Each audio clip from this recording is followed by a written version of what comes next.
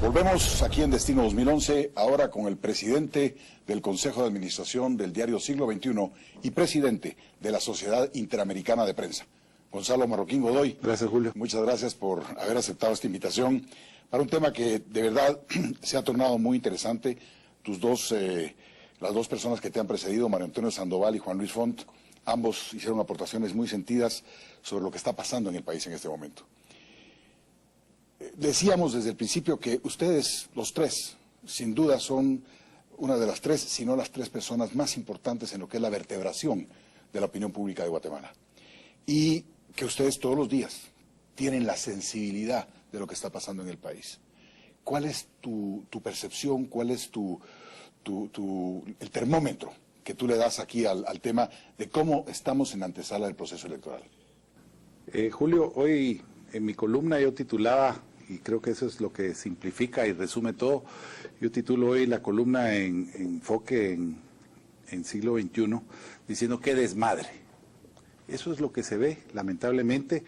Los guatemaltecos queremos avanzar hacia una democracia consolidada, queremos ver un país serio, un país que reconozca que tiene profundos problemas sociales, que necesitamos acabar con la inseguridad, que tenemos que ser un país proactivo en este mundo tan dinámico, pero en vez de eso estamos metidos en una pequeña contienda electoral, y digo pequeña por la forma en que se está manejando, por la mentalidad con que actuamos muchas veces o que actúan muchas veces nuestros políticos, y en realidad lo que estamos viendo es un desmadre increíble.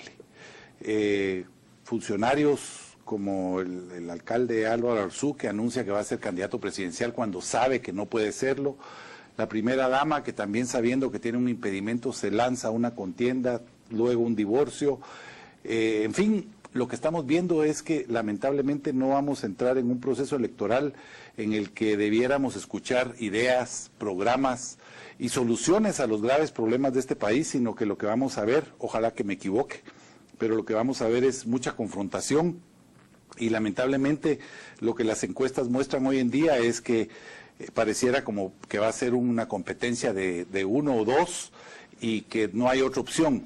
Lo ideal para este país sería que tuviéramos no 3, sino 4 opciones por lo menos interesantes, y que los guatemaltecos pudiéramos escoger al mejor de todas esas opciones. A la prensa le ha tocado en la historia de Guatemala muchas veces, casi sin proponérselo, jugar un papel de conducción.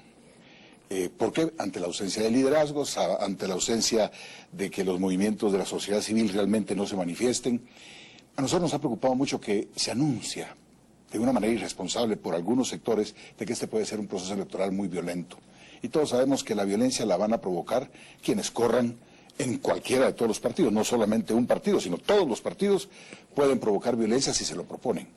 ¿Qué rol le toca jugar a la prensa ahora precisamente asumir un rol de mayor responsabilidad en atemperar los ánimos? Julio, yo creo que el rol de la prensa no está en atemperar los ánimos. Creo que los que nos expresamos a través de la opinión podemos influir en ese sentido. La prensa en general lo que debe hacer es transmitir información. Hay que recordar aquel viejo dicho que dice que quien tiene el poder tiene que quien tiene la información tiene el poder. Y tenemos que reconocer que en una democracia el poder debe estar en el pueblo. Por lo tanto, la función de la prensa debe ser dar la mayor cantidad de información posible, que sea información comprometida con la verdad, que sea información confiable para que el electorado pueda escoger, porque finalmente es esa información que nosotros vamos a dar de una u otra manera la que puede ir decidiendo el futuro de Guatemala. En la introducción del programa yo mencionaba que tú eras el primer guatemalteco en ocupar la presidencia de la Sociedad Interamericana de Prensa, un órgano que aglutina a todos los diarios escritos del continente. Tienes mucho contacto con la comunidad internacional en este momento, te toca realmente estar muy cerca de los acontecimientos, por lo menos en el hemisferio occidental. ¿Qué percepción hay en el ámbito internacional de lo que nos acontece en Guatemala y especialmente con el evento del divorcio presidencial? Bueno, yo creo que a nivel internacional nadie puede ver con buenos ojos o con seriedad el que una pareja presidencial tenga que recurrir al divorcio para buscar la mecánica para poder participar.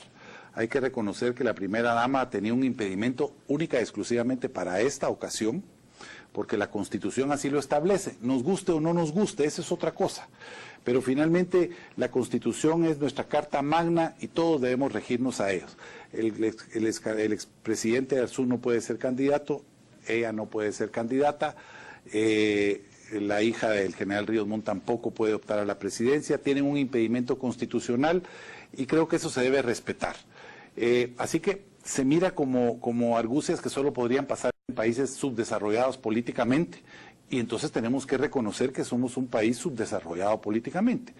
En otros países una acción de esta naturaleza podría significar la sepultura de cualquier aspirante a un cargo de elección popular.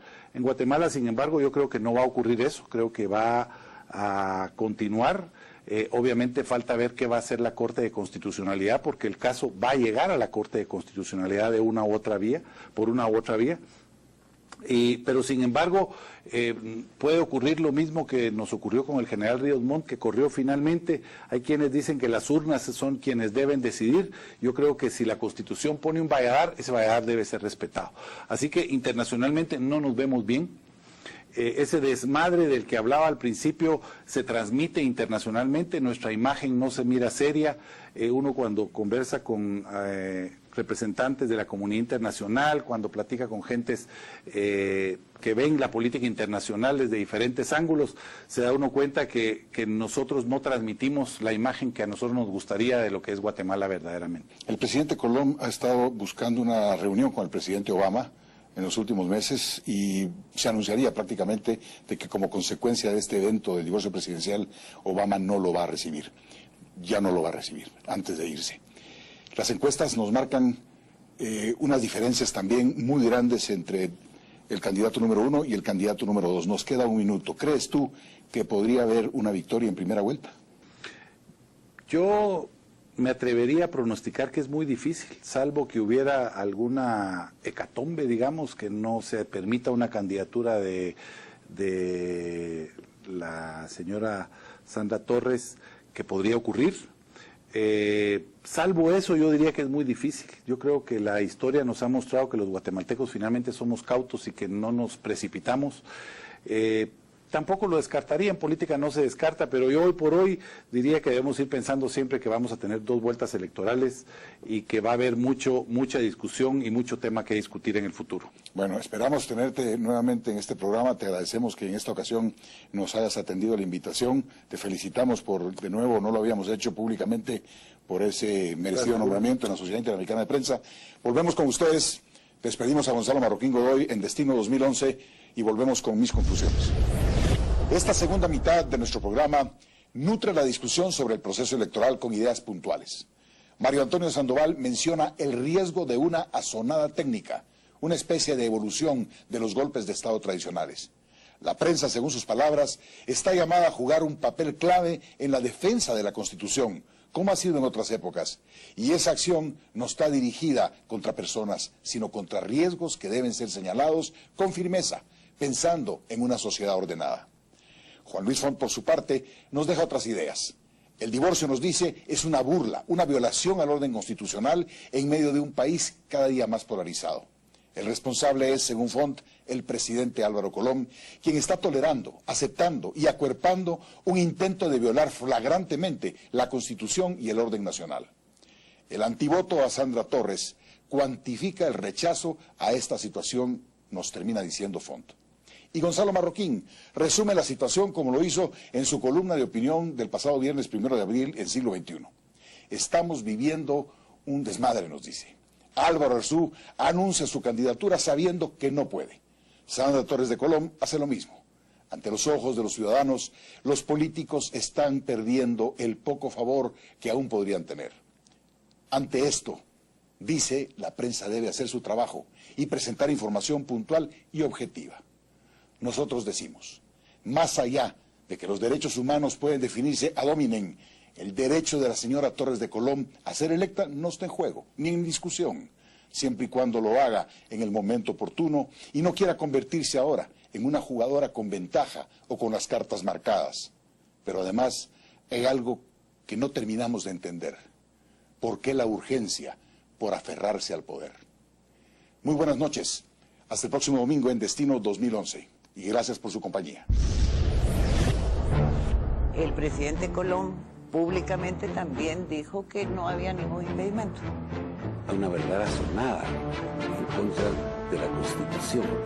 Veo el divorcio como un esfuerzo de burlar la Constitución. Y en realidad lo que estamos viendo es un desmadre increíble.